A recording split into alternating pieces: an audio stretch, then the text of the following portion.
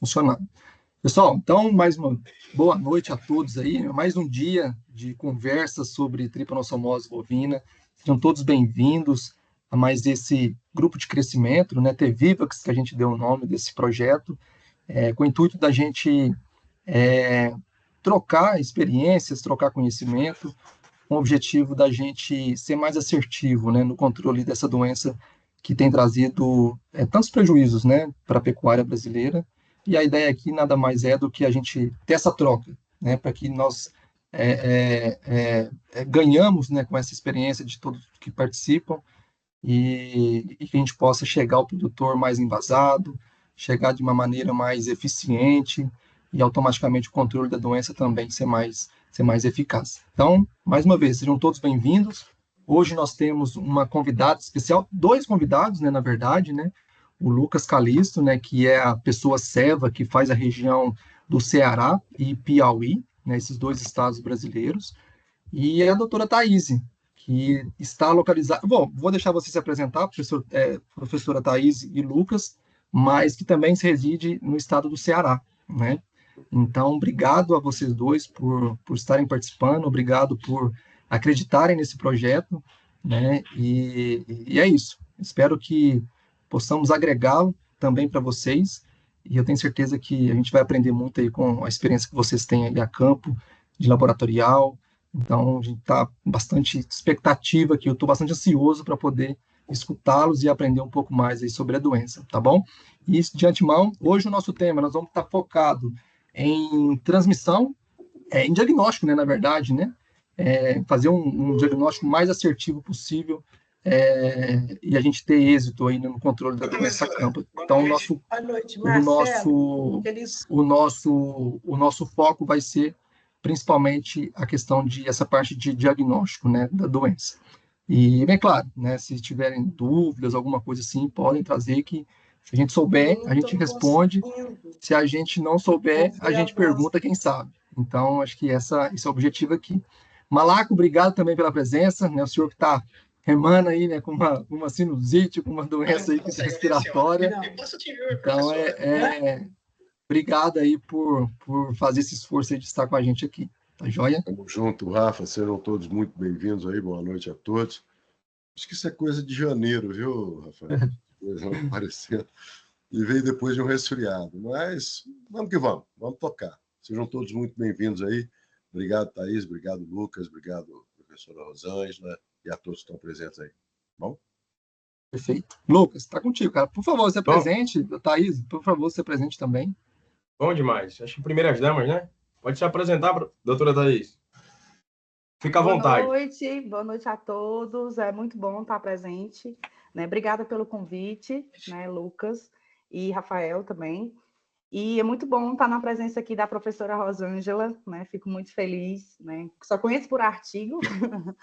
E o professor também, Malaco, também já perturbei ele algumas vezes, não sei se ele lembra, né? Então, assim, já vem há algum tempo aí nessa corrida, né? Eu me chamo Thaís Sombra, sou natural aqui do estado do Ceará, sou de Fortaleza, mas atualmente eu moro aqui em Tauá, né, na região dos Inhamuns, onde venho aos poucos crescendo profissionalmente, né? Eu digo que a gente está desbravando aqui o sertão dos Inhamuns, né? Sou médica veterinária de formação, atualmente fiz mestrado, né, com a parte da glândula mamária, mastite, né? Sempre foi um questionamento muito grande. Meu pai é produtor de leite, né? Então sempre foi um questionamento do porquê das vacas adoecerem com mastite, o porquê é tão difícil controlar, né? E aí essa queda de produção, enfim, foi algo sempre que me deslumbrou. Eu sempre gostei de vaca de leite, né, desde pequena. E aí segui na carreira da pós-graduação. Hoje eu estou finalizando o doutorado, né? Estou na parte final aí. Infelizmente, às vezes a pós-graduação, a gente nos percalços do caminho aí, né? A gente não consegue resolver o mundo, né?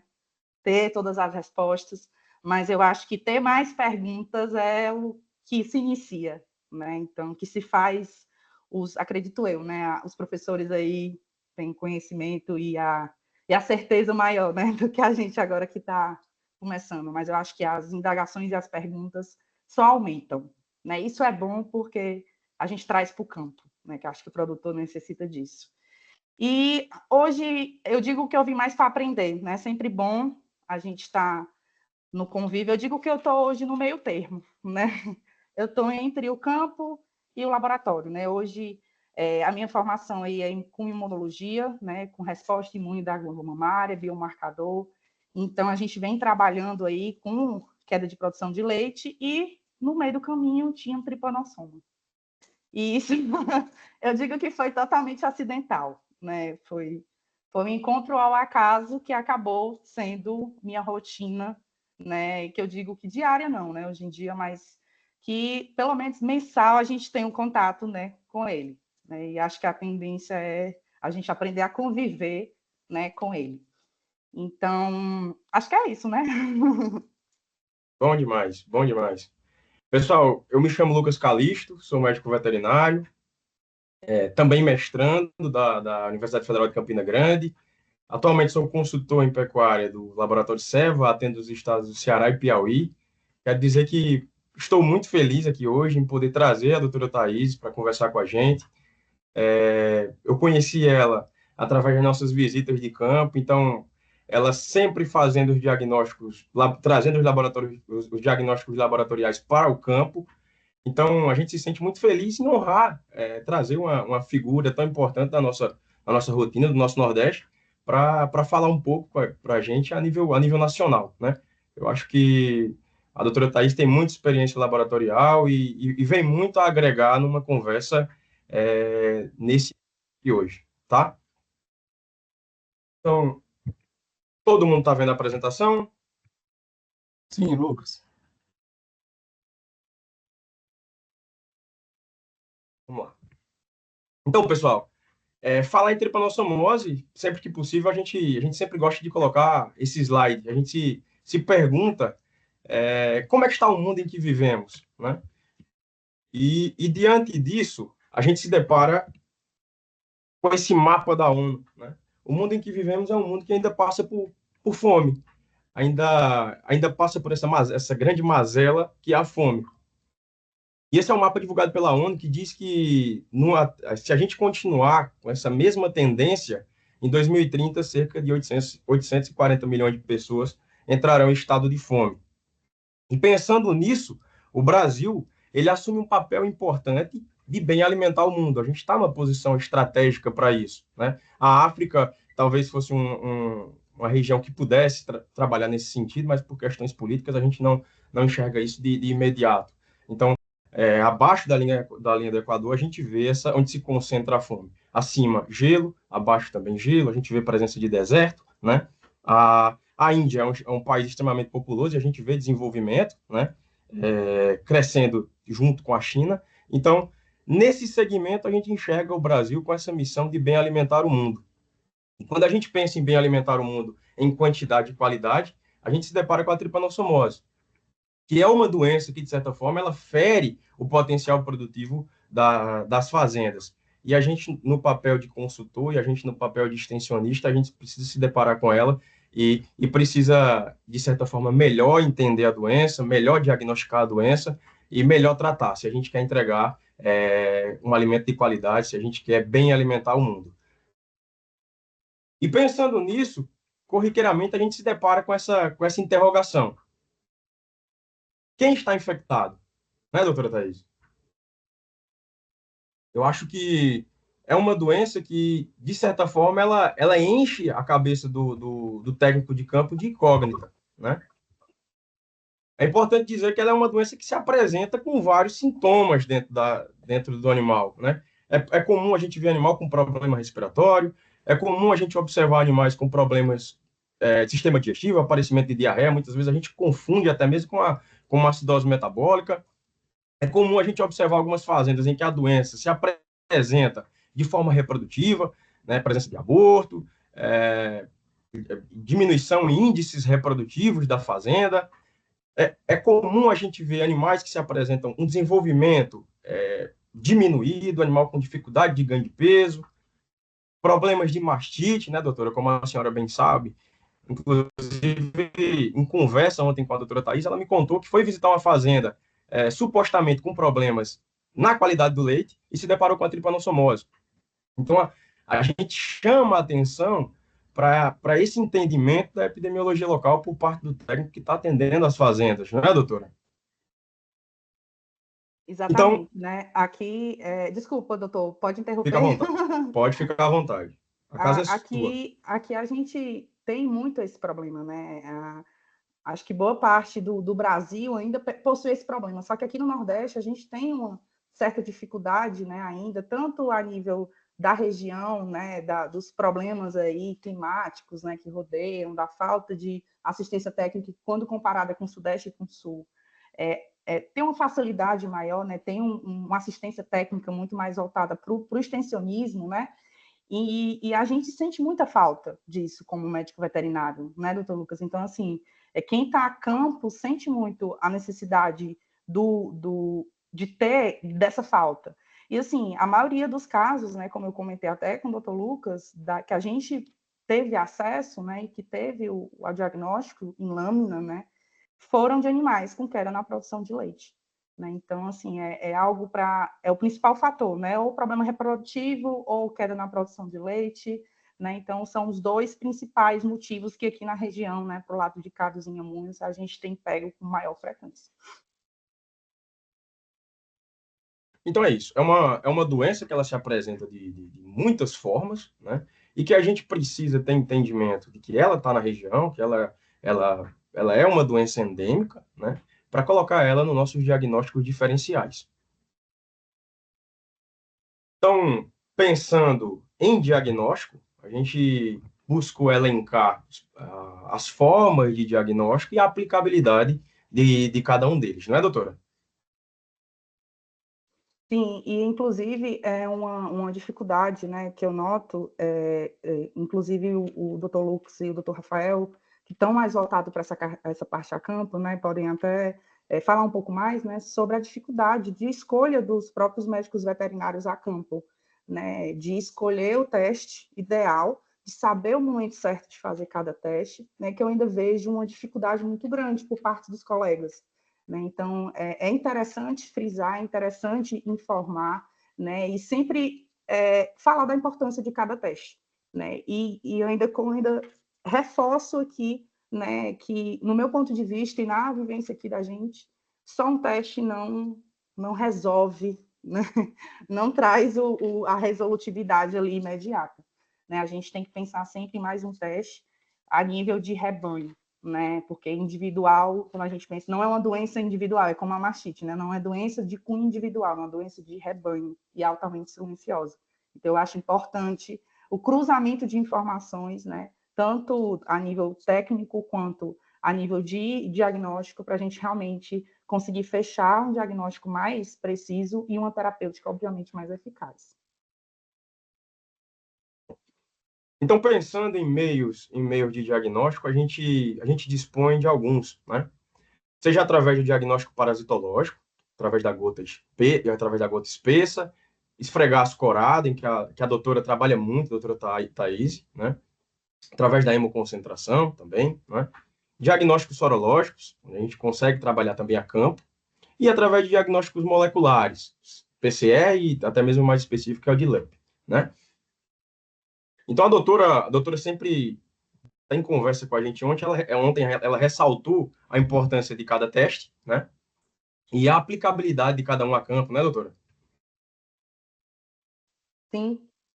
Então, pensando nisso, a gente sempre dispõe do teste parasitológico direto, né? O teste de lâmina, o teste que você vai lá, coleta, coloca o sangue na lâmina e faz leitura em microscópio. É um teste que muitas vezes a gente não consegue, né, encontrar o parasita, mas ele se torna um teste que a gente usa muito na rotina, até pela praticidade e pelo custo, não é mesmo, doutora?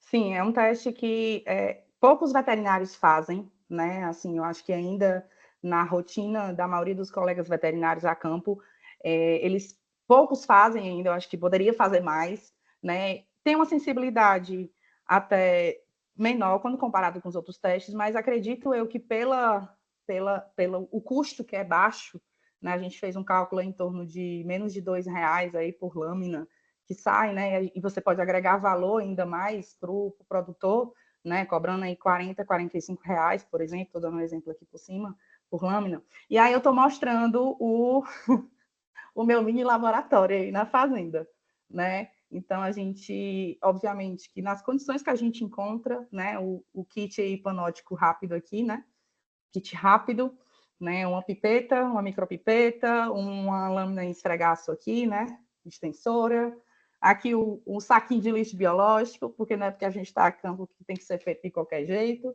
né, e, obviamente, o microscópio, né, que não precisa ser nenhum microscópio de muita tecnologia, né? Inclusive esse aqui a gente usa muito para avaliação espermática, né? Quando eu trabalhava com essa parte de reprodução.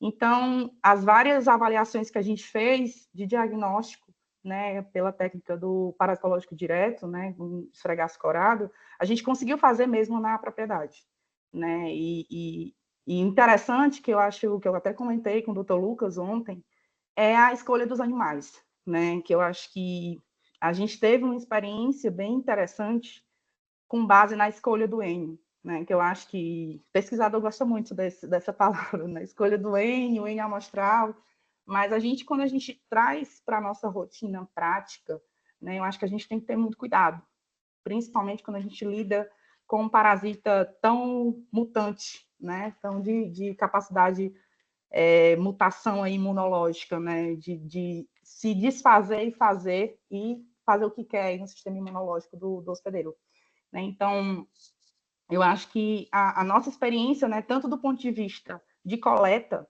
né, que eu acho bom frisar aqui, quanto do ponto de vista de escolha dos animais, eu acho importante, né, que facilita aí o encontrar, né, vários parasitas aí em lâmina, né? Inclusive, acho... Doutora, Oi. pela sua experiência de campo, pelos diagnósticos que a senhora já realizou, qual que é o critério que a senhora tem levado para escolher os animais para se fazer exame parasitológico direto? Assim, primeiro eu faço eu faço associação do N mesmo, daquela famosa fórmula do N amostral, né, de acordo com o tamanho da população que eu estou estudando, do rebanho que eu estou estudando, e eu verifico principalmente os outros aspectos aí, é meio que uma escolha multimodal, né, se fosse colocar assim de maneira mais ampla. Mas a gente tanto escolhe animais com sintomatologia clínica aparente, claudicação, opacidade de córnea, alteração neurológica, diarreia, né, que a gente está vendo muito isso na rotina, quanto animais totalmente assintomáticos, né? E o que a gente tem visto em esfregaço de ponta de orelha, né, que a sensibilidade é bem maior, né, isso obviamente já citado na literatura, é que em animais assintomáticos a gente consegue identificar a presença desses parasitas mais facilmente do que em animais sintomáticos, né? Isso é o que a gente vê, acaba que ser um pouco contraditório, né?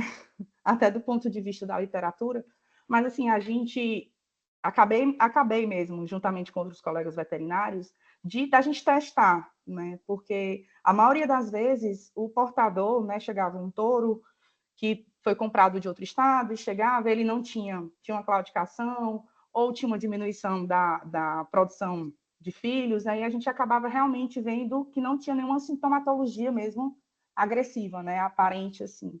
E aí a gente começou mesmo a fazer esses testes e começamos a fazer diagnóstico parasitológico direto em animais assintomáticos, né? E, assim, eu não tenho esse dado ainda, né, em percentual, ou nenhum levantamento estatístico com base nisso, acredito eu que a gente vai sentar e vai ver isso aí direitinho. Mas eu acho importante frisar, né, porque às vezes o próprio médico veterinário que está a campo, ele se foca só naqueles animais que já estão em estado terminal, né, e querer tentar encontrar o parasita a todo custo naqueles animais. E às vezes a gente não vai encontrar. Né? Por isso que eu acho que a gente tem que aumentar esse leque na pesquisa e na procura e na escolha desses animais para realizar esse tipo de diagnóstico. Isso, com certeza. Acho que são pontos que a gente tem que levar em consideração para ser mais assertivo, né? Acredito que outro ponto que a gente deve sempre salientar, até para a gente trazer notoriedade para o exame de esfregaço direto, é a possibilidade da gente chegar a diagnóstico de algumas comorbidades, né, doutora? Sim, sim. Não tá muito distante, a gente foi atender uma fazenda aqui no estado do Ceará, e que em lâmina, a gente encontrou presença de anaplasmose, encontrou também tripanossoma. Então, assim, um diagnóstico mais assertivo, um diagnóstico mais próximo do real, a gente consegue ser mais contundente, mais cirúrgico no tratamento, né, doutora? Sim, sim.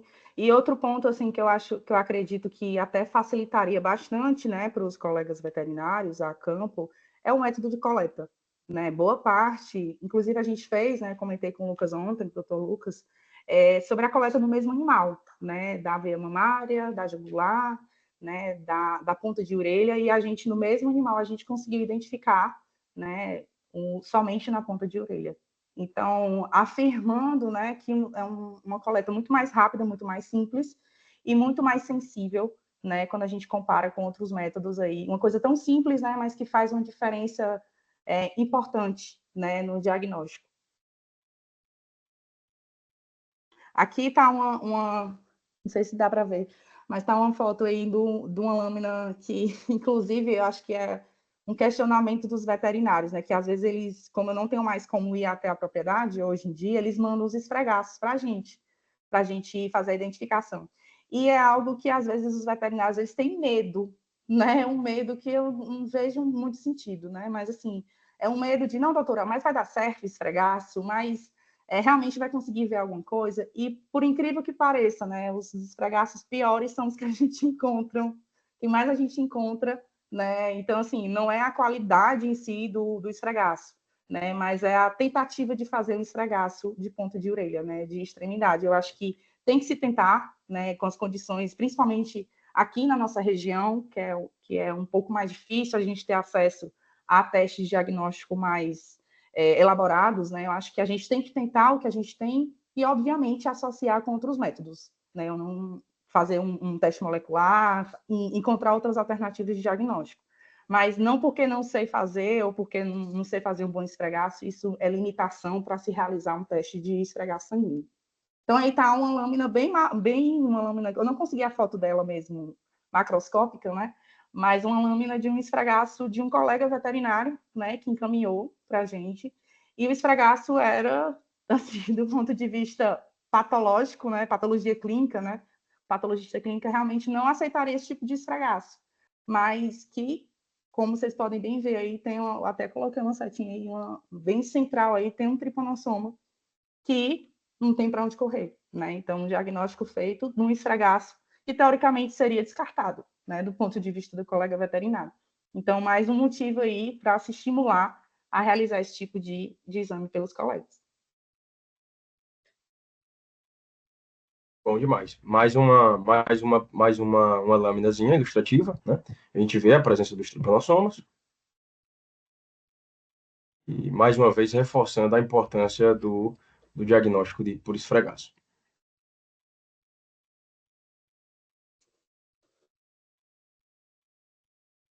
Mais uma imagem ilustrativa, né, doutora? Com a presença do tripanossoma em lâmina. Então, eu acho que esse gráfico é sempre muito importante para a gente discutir, quando a gente fala em discussão técnica, né? Ele elenca muito as brechas que a gente tem para chegar ao diagnóstico da tripanossomose, né? A gente sempre costuma dizer que a fase de pico de parasitemia ela fica em torno de 12 a 15 dias.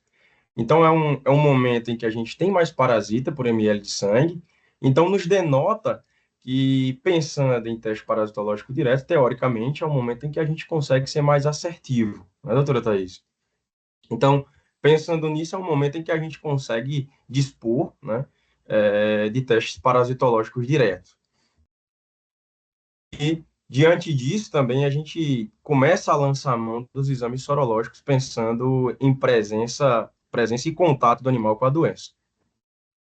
E também exames moleculares, onde a gente consegue o diagnóstico em diferentes momentos, a partir do momento em que o animal passou a ter contato com o parasita.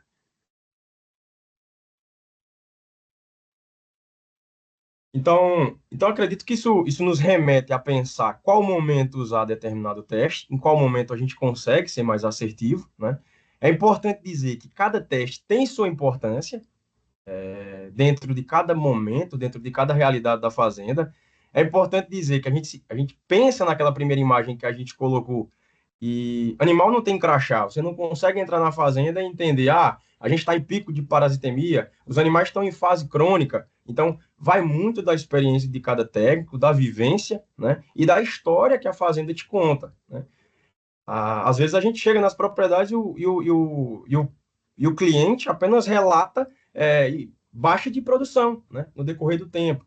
Então, a gente precisa ter esse entendimento para poder interpretar a informação do cliente, né, e poder lançar a mão do melhor método diagnóstico possível, né? Você tem alguma consideração a fazer a respeito do momento de realização do teste, monitoramento da doença? Fique à vontade, doutora Thaís. É até importante, né? Só um minuto aqui, desculpa. É até importante frisar, né, que a dificuldade, eu acredito, que da maioria dos colegas veterinários a campo hoje é realmente a escolha do teste. É identificar, né, que eu acho que é um dos pontos mais difíceis também para um técnico, né, que é a identificação da fase da doença, né, acredito eu, exatamente pela essa capacidade aí do parasita de driblar toda a resposta imune, né, e de tentar ao máximo fazer com que haja multiplicação, né, no organismo do hospedeiro, então acaba que dificulta um pouco, né? E eu acredito sempre, né, eu sou defensora, né, da parte prática, né, de realmente tentar ao máximo realizar esse diagnóstico na fazenda, trazer ao máximo a parte básica, começar pelo básico, né? E, obviamente, coletar amostras e realizar um teste sorológico, os próprios testes da professora, né, que foi desenvolvida aí pelo grupo da professora Rosângela, né, os testes rápidos, que são bastante utilizados, né, associar esses testes, associar os testes moleculares, né, acompanhamento desse rebanho, que não pode ser só durante algum tempo, né, acredito eu que 3 a 4 anos, né, acho que o professor Malaco tem mais categoria, né, professor, para falar sobre isso, desse acompanhamento, mas eu acho que deve ser uma associação de métodos, né, de métodos de diagnósticos, de observação da fazenda como um todo, de verificação se realmente estão sendo adotadas medidas de controle também, né? Então, acho que não é só um parâmetro que você deve avaliar,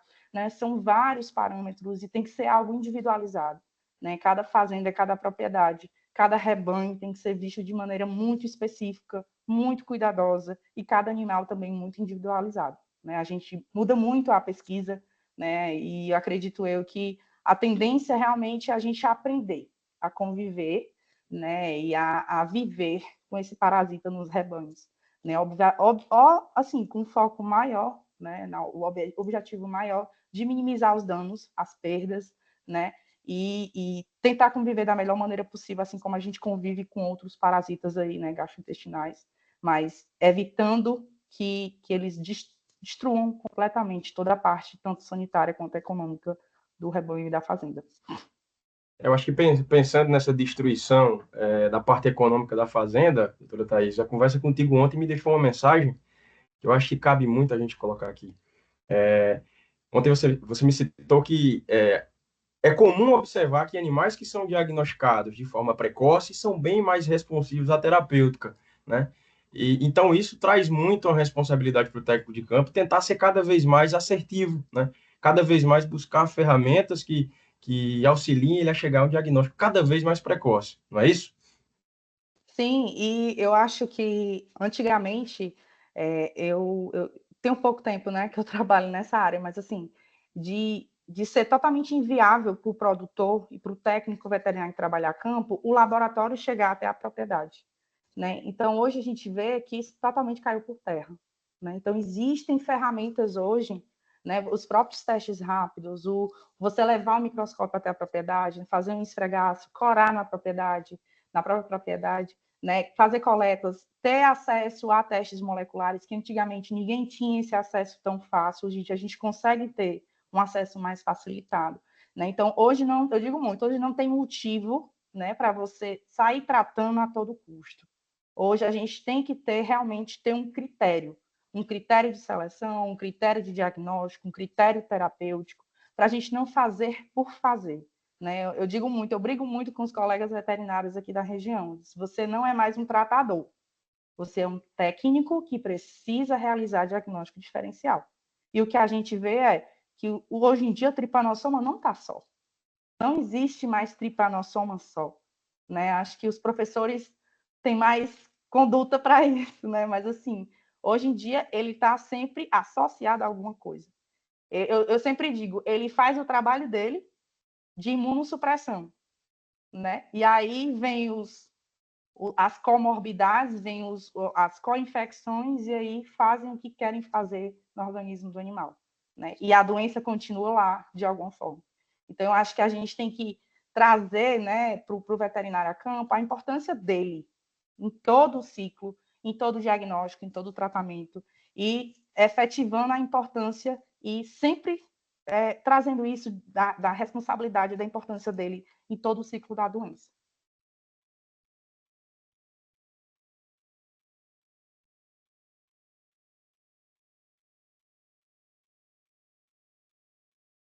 Acho que cabe uma discussão muito boa, né, doutora? Pensando em perspectivas futuras, né, para diagnóstico a campo, para diagnóstico clínico laboratorial, né? Quais são as perspectivas de futuro para diagnóstico da doença, né? Assim, Quais as eu frentes de estudo, né? Eu acho que frente de estudo eu acho ainda um pouco precoce, sabe, doutor, de falar. Mas, assim, quais são as ideias? Que eu acho que Quais são as ideias? eu acho que todo experimento, né, e todo projeto de pesquisa, ele vem com alguma ideia mirabolante, né, por trás, algum questionamento ou alguma pergunta, né? Acho que a gente sempre escuta isso quem está na pós-graduação. Qual é a sua pergunta? Qual é a sua hipótese? Né? Então, assim, eu acho que tanto o tipo de amostra, né, a gente tem que trabalhar com outras amostras, né? Leite é interessante, sêmen, que o professor já está trabalhando já há algum tempo com isso, né, professor Malaco? Sêmen, leite, líquido sinovial, acho bem interessante, né, porque acho que formas de identificar, até se a gente for comparar, né, extrapolar aí para outras doenças, a nível de cães, leishmania, por exemplo, né, a gente consegue realmente identificar outros parasitas. Algo bem interessante também de urina também, por que não?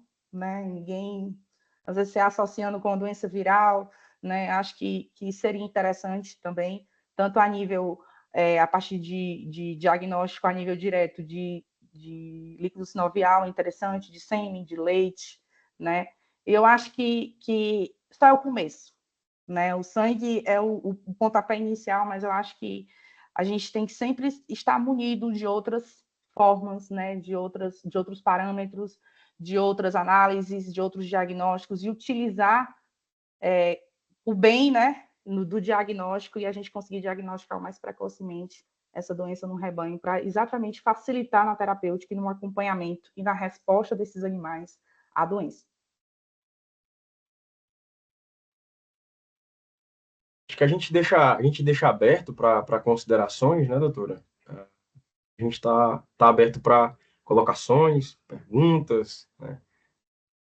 Cara, Rafa, eu tô assim, animado demais para fazer algumas perguntas aqui, viu? Porque vocês trouxeram um tema que principalmente no início que eu digo, eu estou lidando com a doença há aproximadamente 10 anos a campo, e pouco menos de 10 anos por aí.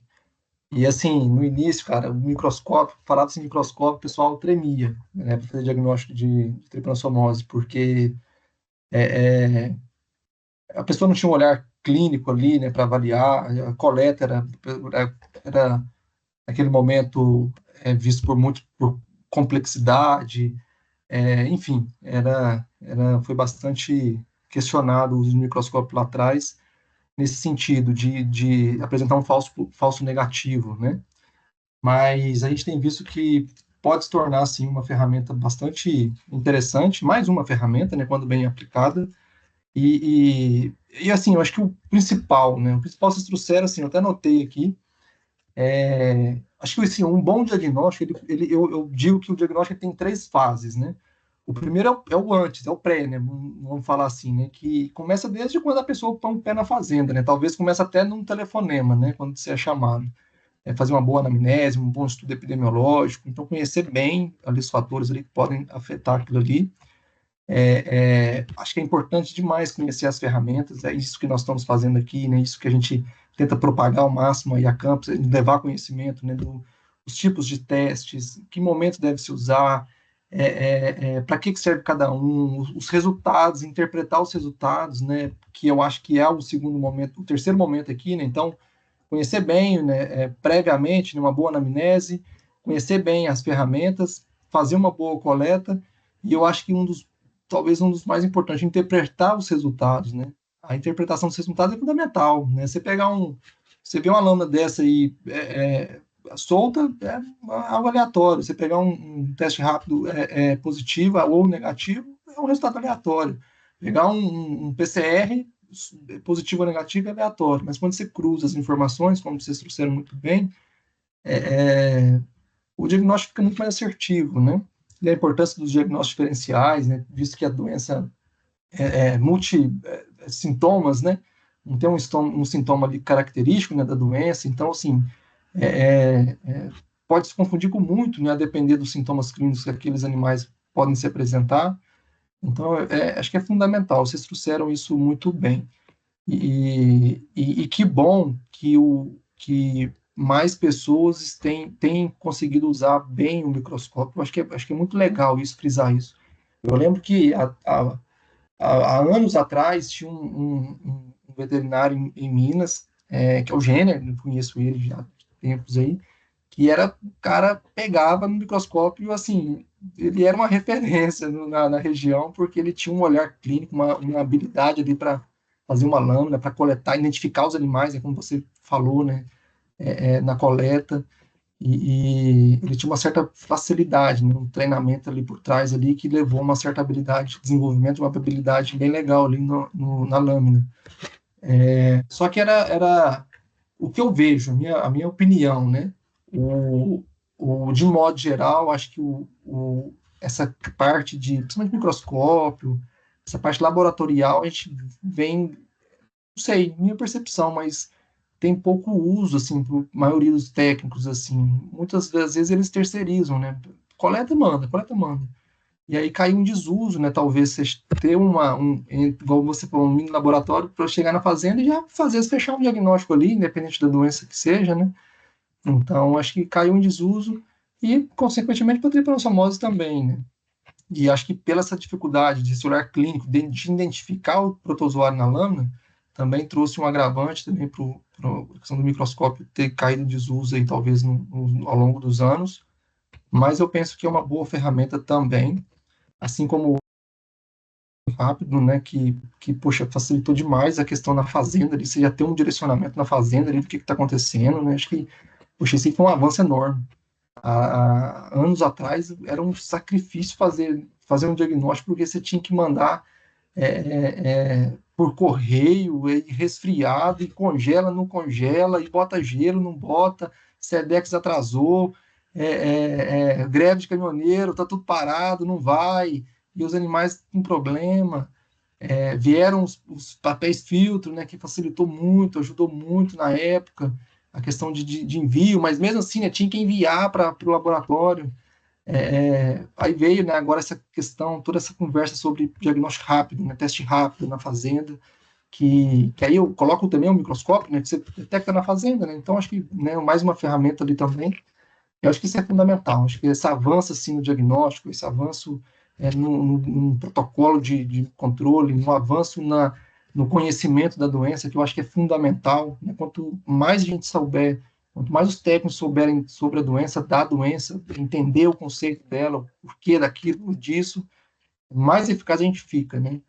Então, poxa, obrigado por vocês trazerem essa visão da prática mesmo do diagnóstico, porque eu acho que isso ainda é o calcanhar de Aquiles da tripanossomose a campo. O pessoal negligencia muito ainda, eu acho que isso é um ponto fundamental, a gente vê muito negligenciamento, a gente frisa isso muito quando a gente conversa, principalmente com técnicos, mas vocês trouxeram assim, um tema extremamente difícil, viu? Desafiador.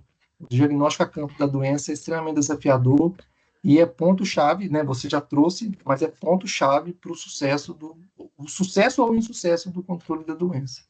Então, poxa vida, obrigado, parabéns da forma que vocês estão conduzindo aí no Nordeste. E que legal ver, né?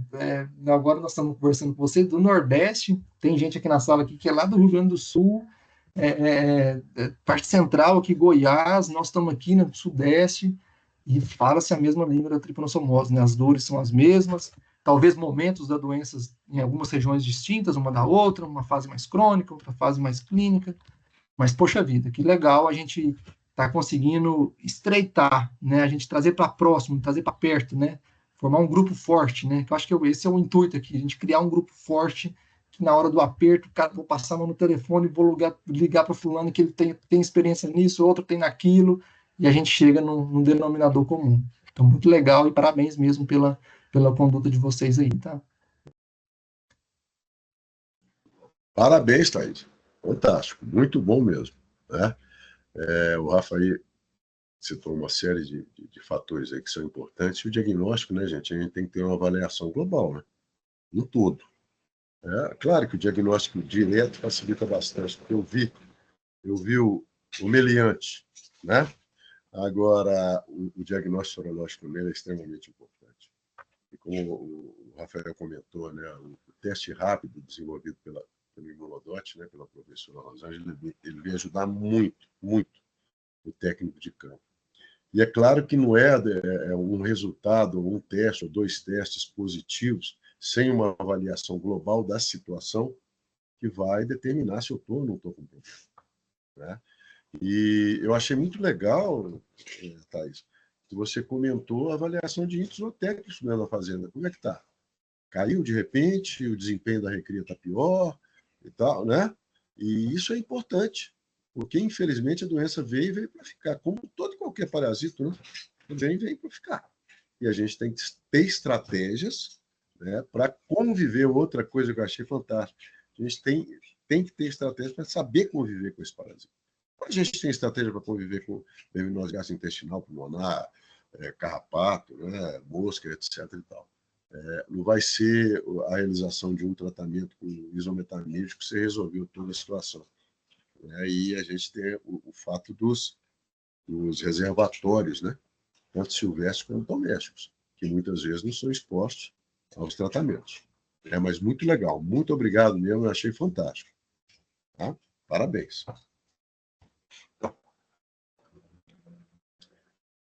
Professora Rosângela, seu microfone está fechado. Eu gostaria de parabenizar o Lucas e a doutora Thaisa pela apresentação, a conversa, o Malaco que confirmou aquilo que a gente vem falando, né? Mas eu gostei muito da sua fala, Thaisa, porque a gente vive conversando com o técnico e ele não pode realmente ser simplesmente um cara que vai lá com um olho biônico, fala é isso, não é? E, além disso, ele tem que fazer uma anamnese para poder entender quando começou, se comprou um animal, quando introduziu, o que eles estão fazendo, né? Existem vários exames. A gente tem co-infecção, a gente sabe que quando tem uma doença grave, o anaplasma, que já existe, porque todo animal é reservatório, o anaplasma aproveita, ele é vagabundo. E aí ele aparece com força total e acaba matando o bicho. Então, eu gostei demais, porque eu falo com eles assim, se eu receber um hemograma meu, em que eu tenho queda de plaqueta, ou que eu tenho uma queda no número de leucócitos, eu recebi aquele exame, e daí? E daí? Você está sentindo alguma coisa? O animal não fala, mas você pode ver. Você mede a temperatura.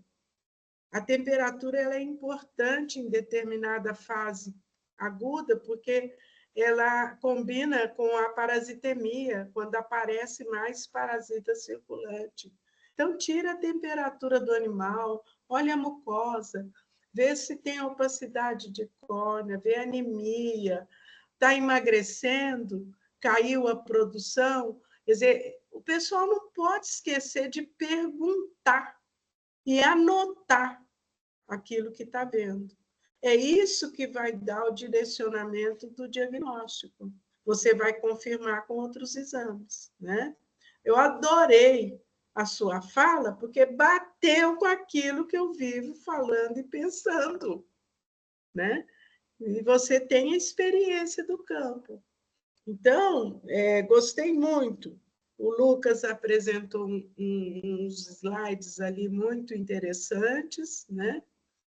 E, realmente, o teste rápido, ele vem ajudar vocês, né? Mas ele não resolve também tudo. Porque a hora que ele dá negativo, eu não posso dizer para você que o animal é negativo. Porque a gente sabe que o anticorpo, quando o tripanossoma some, o anticorpo cai, ele vai a nível mais baixo ou desaparece. E agora, Malaco, o que está sendo pior é a cronicidade da doença, para nos enganar. Então, a gente vai ter que realmente fazer uma boa anamnese, fazer os testes. Outra coisa que você falou, um teste só não resolve. Eu, em geral, aplico ELISA quando eles mandam para cá e faço o teste rápido. Hoje mesmo, uma moça de Belo Horizonte me ligou e eu adorei. O proprietário quer comprar 20 animais, mas antes de botar na fazenda dele, ele quer que eu faça a sorologia por 2 testes. Me perguntou quanto tempo demora. Eu falei, o senhor está certinho, porque a hora que o senhor quiser entrar com um processo contra alguém, a primeira coisa que o juiz vai perguntar, fez o exame dos animais enquanto na propriedade que vendeu? Não, não fiz. Então, pode ter pego na propriedade que comprou. Perdeu o processo. Então, eu fiquei encantada com essa menina. Ela é sanitarista. Eu falei, vocês estão certinhos, porque eles vão ter que tomar cuidado para vender esses animais, né? Então, meus parabéns, eu gostei demais. Fiquei muito contente.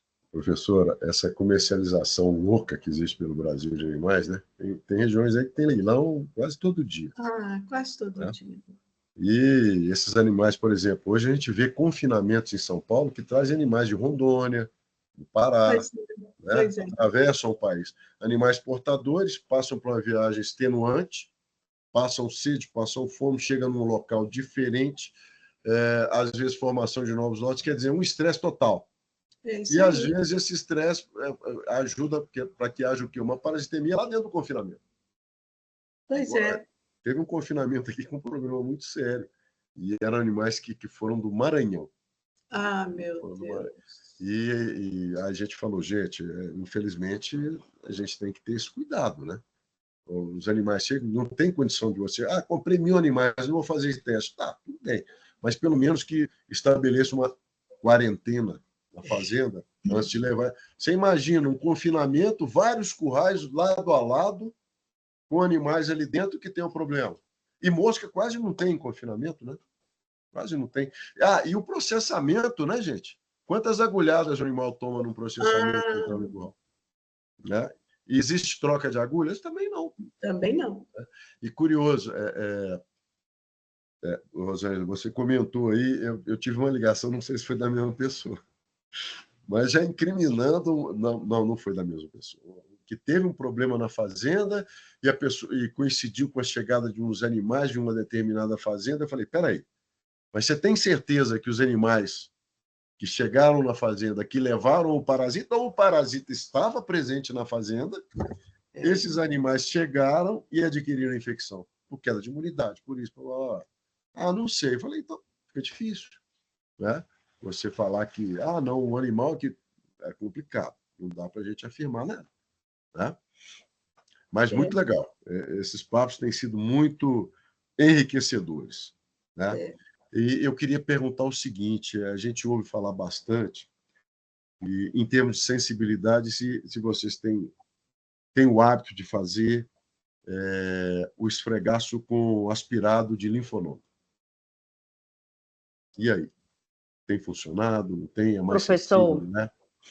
ainda não testei, mas são próximos capítulos. Eu acho assim, a gente fez até uma avaliação histopatológica, né? Porque tinha uma pulgazinha atrás da minha orelha, eu não vi se já tem algum relato na literatura, realmente eu não consegui ver, não deu tempo para eu ver.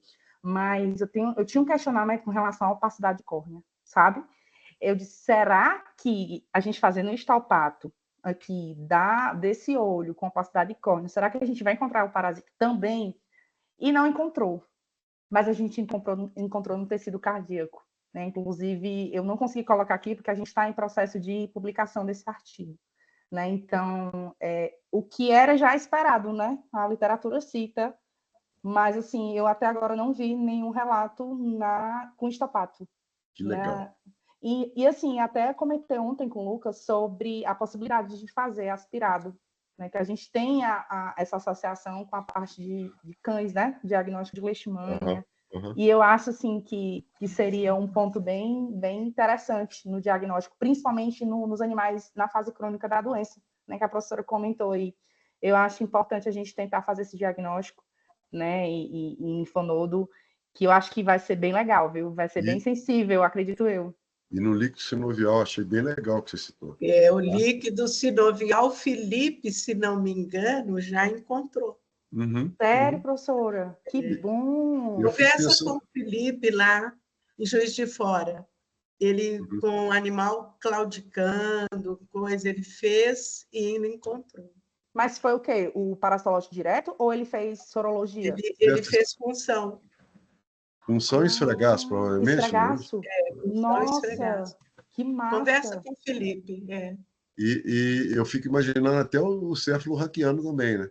A gente tem alguns animais com sintomatologia nervosa também, né? O pior é chegar lá no céfalo raquidiano, porque aí os medicamentos não chegam. Não chegam. Então, mesmo no sinovial. O animal é condenado, não tem jeito. Mesmo no sinovial é complicado, porque as drogas normalmente elas são hidrofílicas, né? Muito legal aquele trabalho que a Rosângela fez também, que encontrou muito tripanossoma na gordura, né? Na pele. Eu vou fazer um trabalho agora para ver se eu tiro ele da gordura e da pele e verificar se ele continua multiplicando sendo patogênico. Legal. Sabe? Que eu preciso comprovar isso. Ótimo. Mas ele é ordinário. Vocês desculpem eu xingar esse tripanossoma. Ou então, Rosângela, como todo e qualquer parasita, ele é esperto, mas ele costuma ser mais esperto que os outros. Mais esperto. Como a Thaís comentou, ele costuma trocar roupa. Eu fiz o sistema imune está funcionando bacana. Ele troca a roupa, pronto. E aí? Ele troca a roupa, pronto. E aí? Então, é muito interessante isso. E ele é um parasita que deve ter milhões de anos de evolução por causa dessas espertezas que ele desenvolveu. Né? Tem uns parasitas que são bobão, né? Por exemplo, Hemoccus e ovelha, ele mata o hospedeiro rapidão. Né? Então, o tripanossoma é o parasita mais esperto. Ele e o anaplasma. Anaplasma, para mim, ele está se tornando incômodo há muito tempo. Né? Isso, e o que o Lucas comentou, né, que encontraram com a Thaís aí, anaplasma junto com o tripanossoma. A gente tem muito relato disso no Paraná também. Muito. Sabe? Então, e aí quem matou? E o tratamento não está sendo feito corretamente. Eu vou fazer uma palestra lá no CIBAC sobre a resistência do anaplasma e os medicamentos que existem. Não tem nenhum deles funcionando bem, gente. Nenhum. Teve não elimina. Essa pessoa que comentou comigo, que eu falei um pouco antes, que fala, provavelmente trouxe, ele encontrou a anaplasma também. E ele estava usando o oxatraciclina, eu falei, cara, provavelmente está com problema.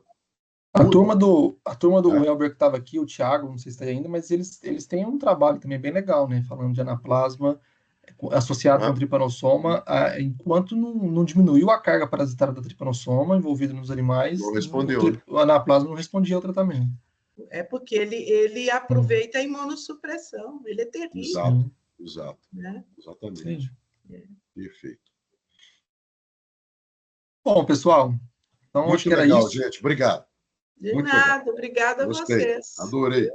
Tá?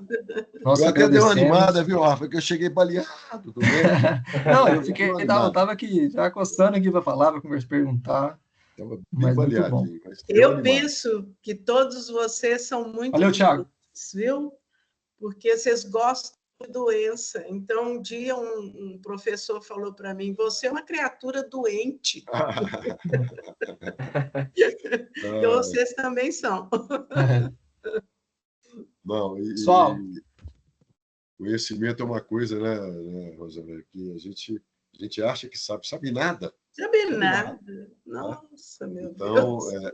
o aprendizado é muito legal, é o dia a dia. E a experiência que a Thaís tem de campo, de pé, lá não ia falar de outra coisa, mas na terra, né?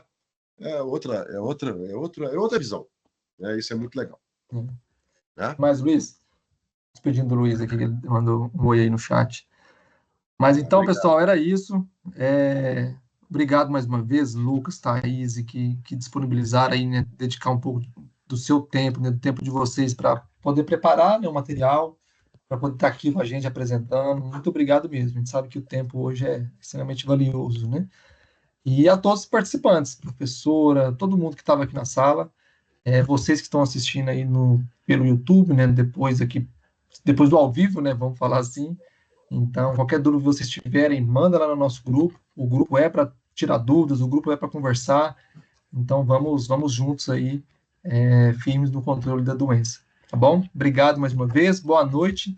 E nos vemos em julho, no dia 11 de julho. Tá bom? Se Deus Valeu, quiser. pessoal. Obrigado, se Grande Deus quiser. abraço, muito obrigado. Bom demais. Fica com Deus. Boa noite. Tchau. Você. Obrigado.